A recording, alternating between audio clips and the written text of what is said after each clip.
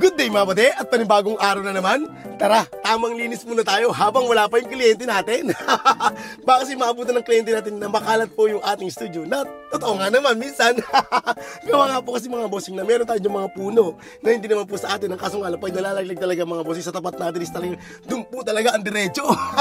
At ang kalat talaga sa unahan mga bossing. Kaya dapat dito pagdating mo pa lang kailangan malinisan na. At pagdating naman sa loob mga bossing, dahil nga medyo madalang tayo makapaglinis. Eh medyo nakikita natin na medyo makapal na yung alikabok. At kulang na lang ay tubuan na rin po ng mga halaman.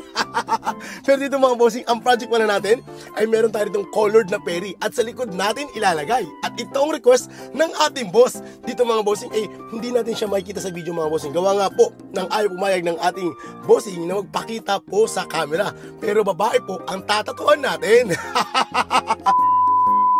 At ayun na nga, game na tayo. So bago tayo magpatuloy mga bossing, ay dumako muna tayo dito sa ating tanungan portion. At dito mga bossing, yung tanong na to ay madalas nyo na pong nababasa doon sa ating comment section. Pero dito mga bossing, this time talaga kakaiba dahil tinanong na po tayo ng personal.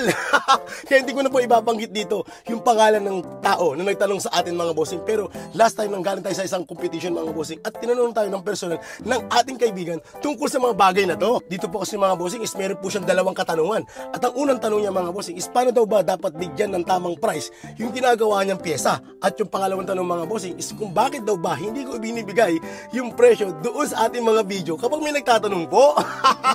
Mahirap po talaga sagutin yun mga bossing. Pero doon muna tayo sa una niyang katanungan. Ngayon naman po para doon sa kanyang unang katanungan na kung paano daw ba dapat bigyan ng tamang price yung kanyang mga ginagawang pyesa. Dito mga bossing lalong-lalo na po doon sa ating mga kaibigan na nagsisimula pa lang sa pagtatato or kahit na dyan ng mga bossing tapos medyo baguhan pa lang din po talaga. Ngayon mga bossing, sa pagbibigay po talaga ng price mga bossing is kayo naman po talaga ang bahala dyan mga bossing. Kayo naman po talaga yung masusunod dyan. Kumbaga sa pagbibigay ng price mga bossing is ibatay nyo na lamang po kung ano na po ba yung estado ng trabaho ninyo mga bossing. Kasi mahirap naman po talaga na bago pa lang po kayo tapos isaset nyo na kagad doon sa totoong presyo mga bossing na kung saan medyo mataas talaga ang bigay ng tattoo mga bossing. Tapos ang gawa naman ninyo ay hindi nakakasabay doon sa presyo ibinigay ninyo. Ibig ko lamang sabihin dito mga bossing na kung sakasakali ikaw ay nagsisimula pa lang sa pagtatato mga bossing at ikaw ay medyo nakakasingil na mga bossing, ganito lamang ang gagawin natin dyan.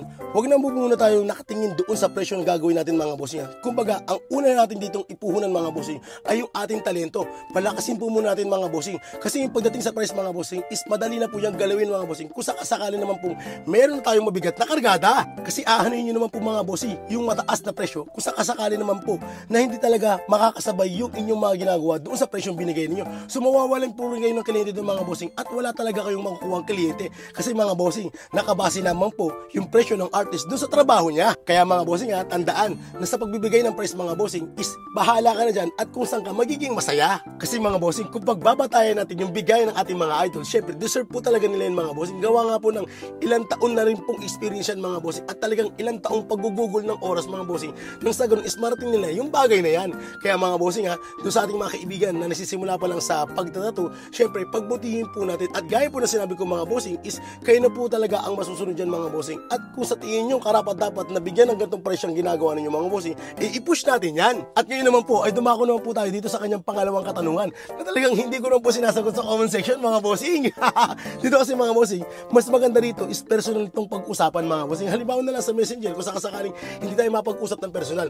Ngayon mga bossing, halimbawa na naman po kung bakit talagang hindi ko yan ibinibigay mga bossing. Gawa nga po na pagdating sa comment section mga bossing, syempre pagkakaguluhan yan mga bossing. At papasok po dyan yung ibang artist na mga bossing na magbibigay po talaga ng medyo mas mababa pang price doon sa ibinigay nating presyo. O diba? Para lamang po kayo ay makuha.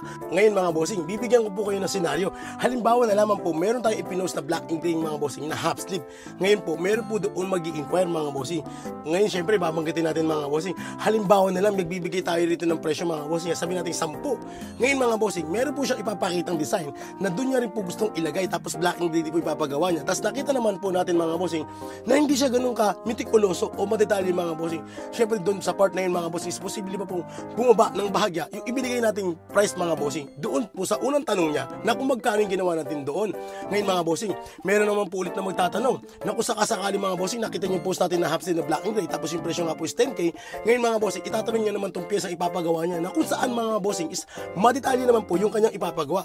Ngayon mga bossing, syempre tataas naman po yun mga bossing. Gawa nga po ng medyo madetalye na po yun doon sa una nating ginawa. So ayun mga bossing, sana po ay nakatulong itong ating sagot mga bossing na kung saan ay nakabase lamang po ito mga bossing doon sa ating experience mga bossing at kung paano tayo nagkipag-usap sa ating mga kliyente. At pagdating naman po doon sa pagtatanong doon sa comment section mga bossing na kung magkano yung gawa natin mga bossing, syempre pasensya na po kayo kung sakasakaling hindi ko po yan nasasagot doon sa ating comment section. So ito palang ating finished product mga boss at total of 3 hours. O diba, grabe ang tibay ni madam.